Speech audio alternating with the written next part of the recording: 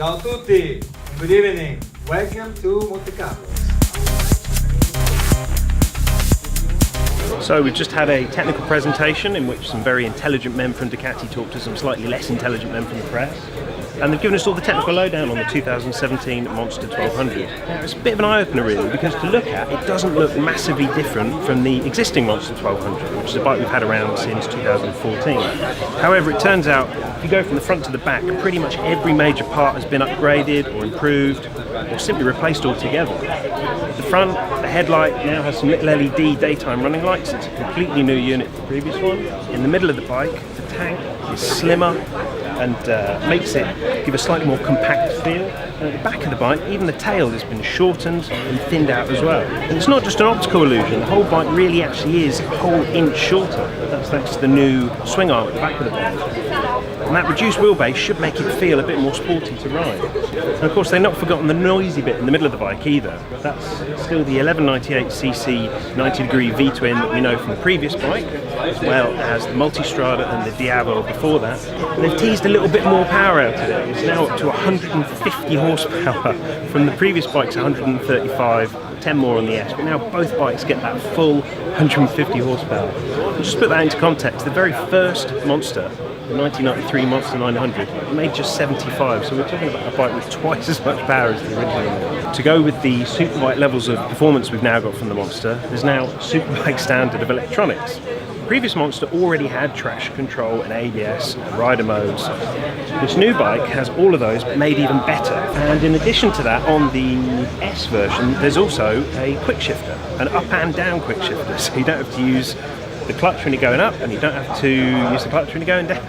The whole lot, the whole package between the electronics, the extra power, the sportier chassis and the slimmer styling, hopefully, say Ducati, gives it a feel slightly more reminiscent of that original 1993 Monster. So it's the next morning and this is the important bit. This is where we get to ride the new Monster 1200S. We're here in Monaco, which is a very swanky place, but unfortunately the sort of high population density and cramped city streets is not great for testing a 150 horsepower bike. So we're going to head up into the hills behind us here, and go for a full day's ride and see what it's like.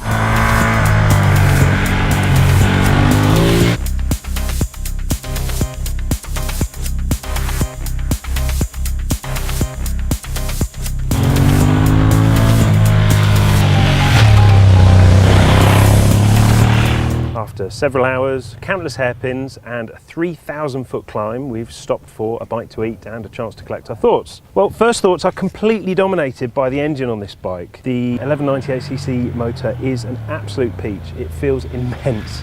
There is so much power at the bottom end, and as you carry on up through the revs, an already impressive amount of torque becomes just a fantastic rush of power through to the red line. The 150 horsepower engine does feel quite a lot like the 145 horsepower engine in the previous Monster S. However, there are some good things we can take from this. Firstly, the throttle, the fueling stayed just as slick as it was on the previous bike. It's a really fantastically slick, smooth delivery at the bottom end. Often when you have a big, angry V-twin, things can get quite snatchy and unpredictable. But this is really intuitive and works with you. Now, what definitely does feel different is the balance of the bike. After we had the technical presentation last night, I started digging around and asking some questions, and it turns out, as well as shortening the wheelbase, they've also made some changes to the way the bike carries its way through the front and the rear wheel. They fitted a longer shock, which has pulled the tail up and made the steering angle sharper. So the previous bike carried most of its weight through the back wheel. Now it's a much more even balance, and that's something you can really feel when you're riding. It steers into corners much more easily and more neutrally than the previous bike. It's also had the effect of raising the seat up an extra 10mm, but even in its high position, and it can be lowered by about another inch, it's still a perfect height for me and my delightfully average 5'9" frame. I can still get both feet flat on the floor. And then of course there's the electronics. Now, I might have accidentally turned off the anti-wheelie and the traction control while I was fiddling around for fuel economy information or something. But what I can tell you is the quick shifter, which works both up and down, is fantastic. It lets you change gear without needing to use the clutch, and it works on part throttle or on full throttle, at little revs, at big revs, when you're slow, when you're fast. It sounds a bit of a gimmick, it might sound a bit of a luxury that you don't really need, but honestly, not having to take your hand off the bar, onto the clutch, back onto the bar, it's just a nice little luxury to not have to do that. And once you've done it once or twice, especially steaming into and out of some of these hairpins, you start to wonder why you'd ever want to go back to a bike that doesn't have one.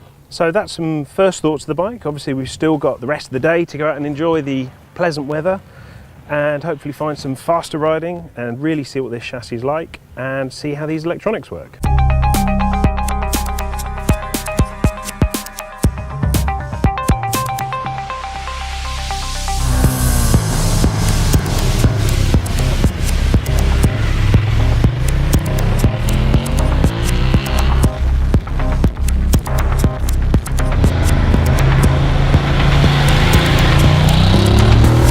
After spending a morning climbing up the side of a mountain, in the afternoon our test route took us even further up into the hills, up to more than 1,000 metres above sea level, which is higher than any road in the UK. Well, the engine is clearly the star of the show. It has everything. There's loads of grunt at the bottom end, a sharp zap of power through to the top, and loads of lovely rumbly V-twin character all the way through. So the most impressive thing about the changes to the engine is not necessarily the power increase in itself, it's the fact they've managed to find more power while at the same time reducing emissions so that it now meets the new Euro 4 standards, whatever they are. And at the same time, they've managed to make it more powerful and cleaner without losing any of the Monster's manners. One other change they've made for when you're hustling it around from one side to the other is the new foot pegs.